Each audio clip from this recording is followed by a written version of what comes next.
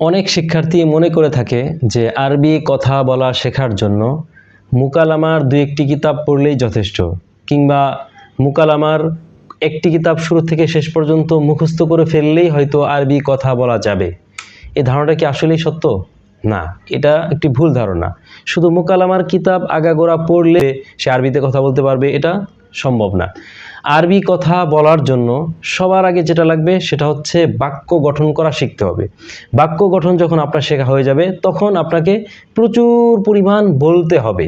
আরবি বলা ছাড়া শুধুমাত্র পড়ার দ্বারা কখনো আরবি কথা বলা শেখা যাবে না। অনেকে এরকম করে থাকে, অনেকের এটা ধারণা যে শুধুমাত্র পড়লেই হয়তো আরবি কথা বলা যাবে। না, ব্যাপারটা না। সেটাকে আপনাকে প্রচুর বলতে হবে, বলার প্রচুর প্র্যাকটিস করতে হবে। যত বেশি বলবেন তত বেশি আপনার জবান চালু হবে, ভুল হোক শুদ্ধ হোক আপনাকে আরবিতে কথা বলে যেতে হবে। আর মুকালামার কিতাব বলতে কি বোঝায়?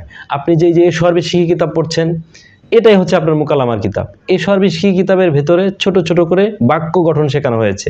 তো আপনি যখন এই সর্বশিক্ষী কিতাবের বাক্য গঠন করা শিখে যাবেন, তখন এই বাক্যগুলোই যখন আপনি বাস্তবে আপনি প্রয়োগ করবেন, মানুষের কাছে বলবেন, নিজের থেকে নিজের মনের অনুভূতিটাকে ছোট করে বাক্যে সেটা রূপান্তরিত করবেন, তখন এভাবে আপনার জবান চালু হবে এবং আপনি কথা বলা শিখবেন। আপনি যে কসদুন্নবীন পড়ছেন, আল কিরাতুর রাশিদা পড়ছেন, মুখতারাত পড়ছেন, কিংবা আরবি যে কোনো কিতাব যে পড়ছেন, আরবি ভাষার যে কোনো সাহিত্যের কিংবা যে কোনো গল্পের যে কিতাব পড়ছেন, এটাই হতে পারে আপনার মুকালামার কিতাব। কারণ একটা গল্পের ভেতরে কিন্তু মনের অনুভূতি প্রকাশ করা হয়, একটা সুন্দর একটা চিত্র সেখানে আরবিতে তুলে ধরা হয়। তো আমরা যে কথা বলি, কথা বলাটা কি? যে মনের ভাবটাকে প্রকাশ করা। তো একটা গল্পের ভেতরে যে কোনো আরবি কিতাবের মধ্যে তো মনের একটা ভাব আরবিতে প্রকাশ করা হয়েছে।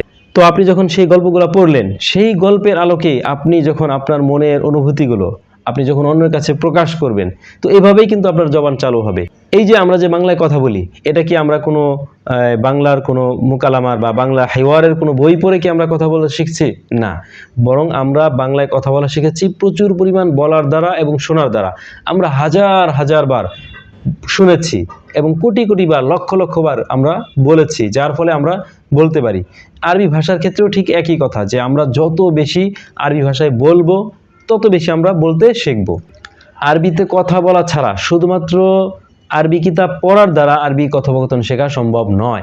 হ্যাঁ, আরবি মুকালামার যে স্বাভাবিক যে মুকালামার যে কিতাবগুলো আছে, যেমন বিষয়ভিত্তিক মুকালামা, যেমন বাজার সংক্রান্ত দুই বন্ধুর মাঝে কথোপকথন, কিংবা দুই শিক্ষার্থীর মাঝে কথোপকথন, কিংবা শিক্ষক এবং শিক্ষার্থীর মাঝে কথোপকথন, কিংবা বিভিন্ন বিষয়বস্তু নির্ধারিত বিষয়ে যে মুকালামার কিতাব আছে, এই সমস্ত কিতাব থেকে আমরা উপকৃত হতে পারি। সেটা হচ্ছে কিভাবে? যে এই কিতাবটা পড়ে, ধরুন বাজার সংক্রান্ত একটা মুকালামা আছে, আপনি যে বাজার সংক্রান্ত মুকালামাটা পড়লেন, সেখানে বাজার সংক্রান্ত অনেক শব্দ আছে, তাবির আছে, সেখানে কিভাবে তারা কথা বলছে, এটা একটা নমুনা আপনি জানতে পারবেন। সেখান থেকে অনেক কিছু শিখে সেটাকে আপনাকে প্রয়োগ করতে হবে। শুধুমাত্র সেই মুকালামাটা পড়ে গেলেন, আপনি আরবিতে কথা বললেন না, তাহলে কিন্তু কখনোই আরবি ভাষায় কথা বলা শেখা যাবে না।